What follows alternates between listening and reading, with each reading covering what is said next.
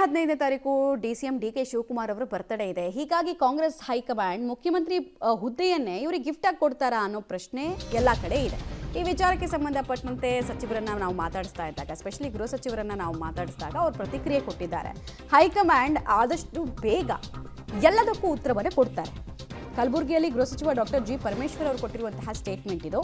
ನಾನಂತೂ ದೆಹಲಿಗೆ ಹೋಗ್ತಾ ಇಲ್ಲ. ಏನು ಸರ್ ನೀವು ಹೋಗ್ತಾ ಇದ್ದೀರಾ ಅಂತ ಕೇಳಿದಾಗ, ಇಲ್ಲ ನಾನು ಹೋಗ್ತಿಲ್ಲ ಅಂತ ಹೇಳಿದರು. ಹೈಕಮಾಂಡ್ ಎಲ್ಲವನ್ನ ಗಮನಿಸಿ ಸೂಕ್ತ ತೀರ್ಮಾನ ಕೈಗೊಳ್ಳುತ್ತೆ. ಹೈಕಮಾಂಡ್ ಯಾವುದೇ ತೀರ್ಮಾನ ಕೈಗೊಂಡ್ರೂ ಕೂಡ ನಾವು ಬದ್ಧ, ನಾವು ಪಕ್ಷದ ಸೇನಾ ಸಿಪಾಯಿಗಳು ಅನ್ನೋದನ್ನು ಹೇಳಿದ್ದಾರೆ.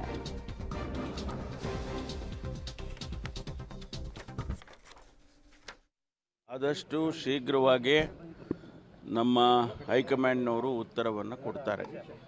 ಯಾವುದೇ ಗೊಂದಲ ಇಲ್ಲದೆ ರಾಜ್ಯದ ಜನತೆಗೆ ನಾವೇನು ಮಾತು ಕೊಟ್ಟಿದ್ದೇವೆ 23ರಲ್ಲಿ, ಅದರ ಪ್ರಕಾರ ಸರ್ಕಾರ ಅವರ ಜನರ ಸೇವೆಯನ್ನು ಮಾಡೋದಕ್ಕೆ ಕಾರ್ಯಕ್ರಮಗಳನ್ನು ಕೊಟ್ಟಿದ್ದೇವೆ. ಅವೆಲ್ಲವನ್ನು ಕೂಡ ಅನುಷ್ಠಾನ ಮಾಡ್ತೇವೆ.